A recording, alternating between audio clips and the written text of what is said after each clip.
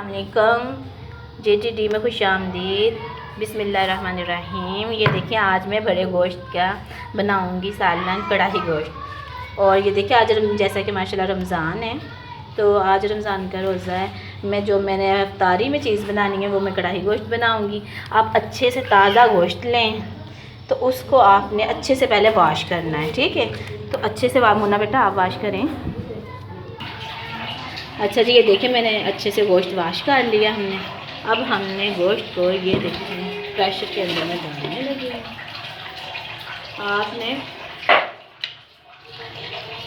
अच्छा ये इफ्तारी में कोशिश किया करें हेल्दी फूड खाया करें, क्योंकि इफ्तारी में दिल तो नहीं करता कुछ भी खाने को, लेकिन अगर खाना अच्छा पका हुआ हो इंसान अच्छा खाए जिससे सेहत भी अच्छी हो, और खाना ऐसा बनाया करे जिसको अगर भूख नहीं भी और खाने को दिल करे, ठीक है ना। तो ये माशाल्लाह मैं आपको कढ़ाई गोश्त पकाने का तरीका बता रही हूँ। इंशाल्लाह आप ऐसा बनाएंगे ज़रूर, घर में सबको पसंद आएगा। अच्छा ये आपने गोश्त डाला है। अब देखेंगे मैंने प्याज, मैंने कोई बारीक कटे नहीं है, ये देखें आपने ऐसे ही छोटे मोटे प्याज काट लेने हैं और इनको आपने इसके साथ ऐड कर देना। और इसमें मैं अदरक और लहसुन ऐड नहीं कर रही, ना मैं टमाटर ऐड कर रही हूँ। बस इतनी चीज़ मैंने ऐड की, आप इतनी ही करें। ये देखें मैंने ये डाल लिया, इसमें प्याज डाल दिए हैं, मैंने इसमें गोश्त डाला है। और अब मैं इसमें हल्दी और नमक, सिर्फ हल्दी और नमक में डाल रही हूँ। हल्दी रोक लिया सी बोली से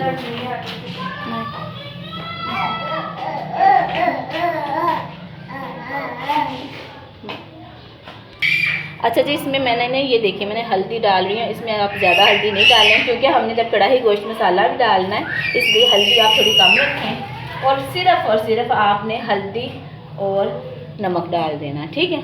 इसके बाद आप बंद कर लें। आप अगर जैसे भी आप रखना चाहते हैं, अगर ताज़ा गोश्त हो तो मेरे ख्याल में ये प्रेशर वगैरह बंद करने की ज़रूरत नहीं होती। आप वैसे भी रखेंगे तो 1 घंटे में आपका गोश्त तैयार हो जाता है, गल भी जाता है, पक भी जाता है, सब कुछ ठीक हो गया। अब मैं इसको रख रही हूँ आग पे। जब ये बॉयल हो जाएगा मैं आपको बताती हूँ आपने कैसे पकाना है, कैसे बनाना है। अच्छा जी सॉरी, मैंने बताना भूल गई हूँ, आप इसमें ना पानी जो है ये थोड़ा ऐड करें, ठीक है। गोश्त के साथ से, जैसे कि ये 2 किलो गोश्त है, इसमें मैंने तकरीबन सिर्फ आधा गिलास पानी डाला है अभी।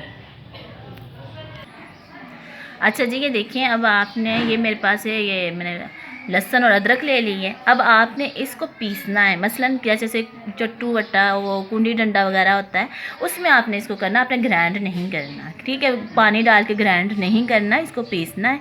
और ये टमाटर ले लें आप, इस तरह ये टमाटर है मेरे पास, आपने टमाटरों को हाफ़ करके डाल लेना या इसी तरह डाल लें, ठीक है। मैं बताती हूँ अब आपको, लेकिन सबसे पहले आप इसका पेस्ट बनाएँ।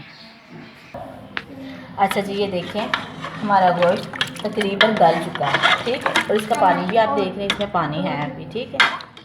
अब आपने क्या करना है, इसके अंदर आपने ये देखें, ये मैंने टमाटर जो है ये मैंने इसको सिर्फ 2 पीस किया हुआ है, और ये साथ अदरक और लहसुन का जो है पेस्ट ये मैंने बनाया हुआ है, ठीक है। ये मैंने आपको कहा था ग्राइंड नहीं करना, ये पीसना था, आपने पीस लिया।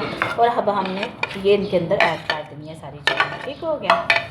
गोश्त आपका पूरा मुकम्मल तौर पे गला हुआ नहीं होना चाहिए, ठीक है। इतना होना चाहिए कि जो पानी इसके अंदर है इसलिए है कि क्योंकि ये पूरा नहीं गला, ठीक है। अब ये टमाटर हमने डाल दिया। तो इसके बाद ये देखिए मैंने ये चाट मसाला वो कढ़ाई गोश्त मसाला लिया है मैंने, और साथ में ये सुरख मिर्च ली है, ठीक है 1 चम्मच। और ये तकरीबन 2 चम्मच चाट मसाला, सॉरी कढ़ाई मसाला है। चलें जी, ये आपने इसी के अंदर साथ में ऐड कर देना। सबसे पहले मैंने आपको बताया सिर्फ मैंने प्याज डाल के और नमक और हल्दी के साथ मैंने इसको किया था थोड़ा सा। और अब आपने इसको ये जो चीज़ें मैं ऐड कर रही हूँ ये आपने डालते हुए साथ में आपने ये देखें ऑयल डाल देना, ठीक है। आप साथ ऑयल डाल दें 1 चम्मच, अपने गोश्त के हिसाब से आप ऑयल डालिएगा। अब आपने जब ऑयल डाल देना ये सारी चीज़ों का, अब आपने फिर से इसके कवर करके आपने इसको ऊपर रहने देना है, ताकि ये इजीली इसके टमाटर के आपके छिलके उतर जाएंगे। थोड़ा सा भुना जाएगा, फिर इसमें पानी ऐड करेंगे, वो मैं बताती हूँ आपको।